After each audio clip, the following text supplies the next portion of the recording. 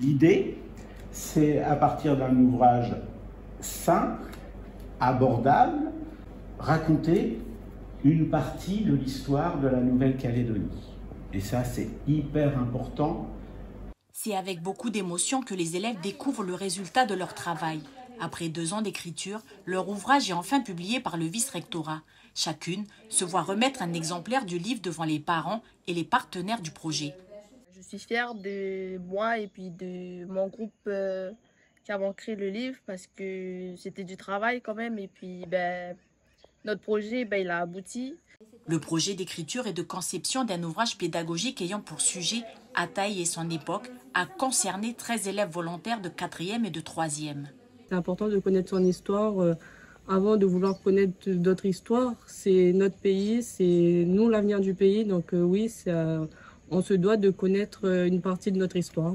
Fortes de leurs recherches, certaines ont proposé le sujet en oral pour le brevet des collèges.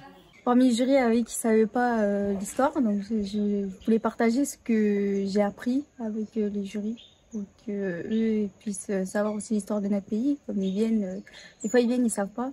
Lorsqu'on évoque 1878, une figure devenue légendaire s'y associe immédiatement dans l'esprit de chacun, celle du chef de guerre Ataï.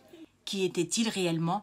Quelles étaient ses véritables motivations lors de ce conflit? Dans quel contexte celui-ci s'est-il déroulé? Ce sont à ces questions que les élèves répondent dans ce projet éducatif. On parle d'Ataï pour en fait étudier cette période-là.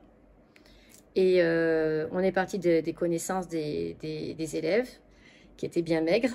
Donc, s'en est suivi un énorme travail de recherche documentaire. Et puis surtout, on a eu le soutien extraordinaire de Monsieur Delatière, Géry Delatière, qui nous a guidés aussi dans des recherches documentaires.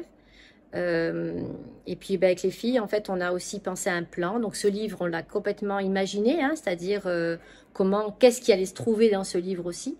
Voilà. Comment on allait aborder.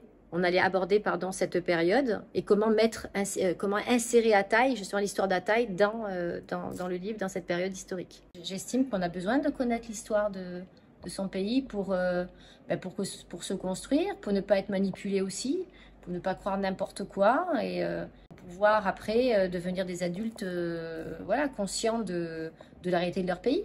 Visite des archives à Nouméa, du fort Terimba à proximité de Moindou ou encore échange avec le grand chef Berger Kawa, un grand travail de recherche a été effectué.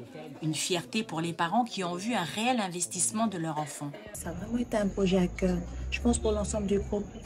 Mais voilà, c'est à reconduire. Hein. Et puis je crois qu'il faut des projets comme ça pour nous, au sein de notre pays, pour la construction du pays. Structuré par chapitres accompagné d'illustrations et de photos d'archives, c'est un livre écrit avec des enfants pour des enfants qui permet d'apprendre tout en lisant et en s'amusant. L'ouvrage est disponible en ligne sur le site du vice-rectorat.